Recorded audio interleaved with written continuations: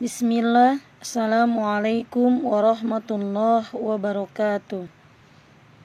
Puji serta syukur kehadirat Allah subhanahu wa ta'ala atas nikmatnya yang begitu banyak, sehingga setiap harinya kita selalu diberi keadaan sehat walafiat dan dapat melaksanakan aktivitas kita, salah satunya belajar melalui online. Semoga anak-anak soleha selalu dalam keadaan lindungan dan keberkahan dari Allah subhanahu wa ta'ala. Amin.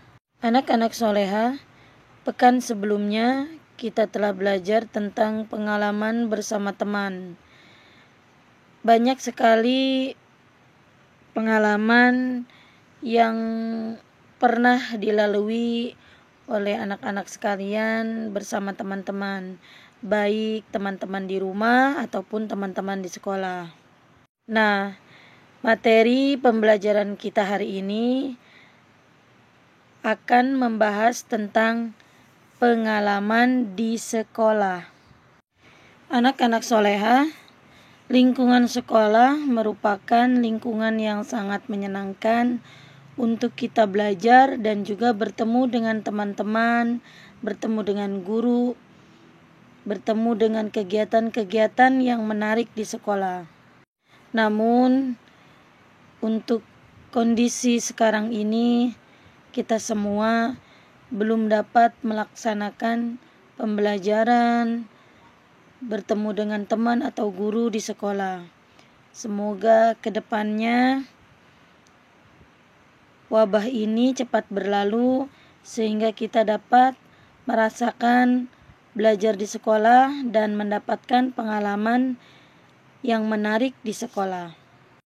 Tetapi walaupun tidak belajar di sekolah, kalian juga pernah mempunyai pengalaman di sekolah saat kalian bersekolah di taman kanak-kanak ya, atau TK. Nah, anak-anak soleha, kali ini ibu akan sedikit menceritakan atau menjelaskan beberapa pengalaman yang ada di sekolah. Simak baik-baik penjelasan ibu berikut ini. Sekolah adalah tempat kita untuk belajar dan mendapatkan ilmu pengetahuan berbagai macam dari setiap guru kita di sekolah. Nah, anak-anak, belajar bersama ibu guru, belajar bersama dengan teman-teman merupakan salah satu pengalaman yang ada di sekolah. Insya Allah, jika kondisinya baik, kita juga akan mendapatkan pengalaman belajar bersama ibu guru dan teman-teman di sekolah. Mudah-mudahan secepatnya ya kita bisa belajar dan kembali ke sekolah. Selain belajar di kelas, di sekolah pun ada beberapa tempat yang bisa dijadikan untuk kita belajar bersama dengan teman kita. Salah satunya terlihat pada gambar ada Ani dan Dayu sedang berada di mana itu? Banyak buku. Ya, di perpustakaan. Dayu dan Ani sedang mencari buku untuk dibaca dan dipelajari. Kalian juga nanti ketika masuk sekolah bisa mencari buku untuk dibaca dan dipelajari. Bisa buku pelajaran ataupun buku-buku cerita.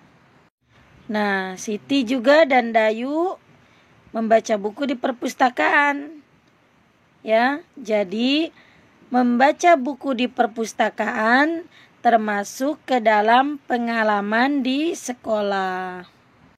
Selain tempat belajar yang menarik, sekolah pun bisa kita melakukan kegiatan yang lain seperti saat istirahat, seluruh siswa keluar untuk bermain di taman. Ada yang bermain kelereng, anak laki-laki seperti pada gambar. Ada yang bermain lompat tali, ada yang bermain masukkan air ke dalam ember, berbagai macam permainan ya. Jadi selain tempat belajar, tempat bermain yang menarik juga di sekolah, bermain bersama teman-teman. Jadi bermain bersama teman di sekolah juga termasuk pengalaman di sekolah. Jam istirahat selain digunakan untuk bermain di taman bersama teman, ada juga yang melakukan kegiatan yang lain seperti ke kantin untuk membeli makanan kue, minuman ya. Karena jajan di kantin sekolah, insya Allah makanannya adalah makanan yang sehat. Nanti ketika kalian masuk sekolah juga bisa mendapatkan pengalaman jajan di kantin sekolah. Nah, pengalaman jajan di kantin sekolah juga termasuk pengalaman yang ada di sekolah. Sekolah selain kita melakukan kegiatan belajar, bermain, atau jajan, ada juga kegiatan yang lain yang bisa kita dapatkan pengalamannya. Salah satunya seperti pada gambar adalah anak-anak sedang membersihkan halaman sekolah bersama-sama. Nah, ini juga termasuk ke dalam pengalaman di sekolah ya, bersama teman-teman. Ada yang membersihkan, menyapu lantai, menyapu halaman sekolah, tanahnya, membuang sampah, menyiram tanaman, menyiram bunga ya. Jadi membersihkan sekolah bersama-sama termasuk juga ke dalam pengalaman di sekolah. Pengalaman membersihkan halaman sekolah dapat menjadikan kita bersemangat saat belajar. Saat belajar itu nyaman karena sekolahnya menjadi bersih dan indah ketika dilihat. Anak-anak soleha dalam melakukan segala kegiatan yang ada di sekolah seperti bermain, belajar, membersihkan sekolah, itu kita harus memiliki sikap yang adil terhadap teman kita.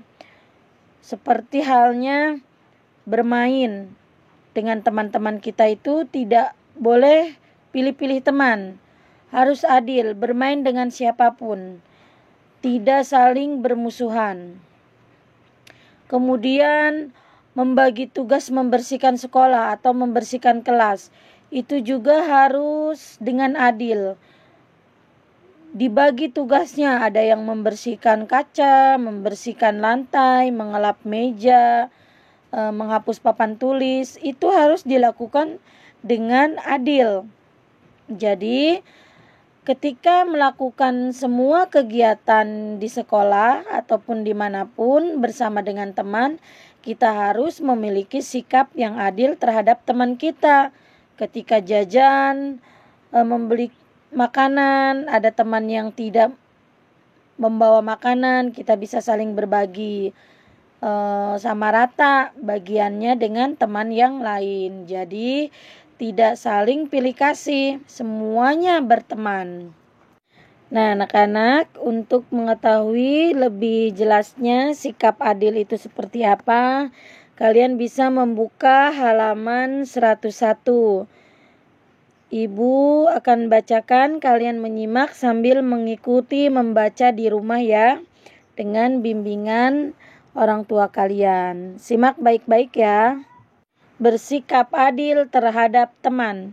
Siti dan Lani bermain balok susun. Siti dan Lani membagi balok susun untuk dimainkan berdua.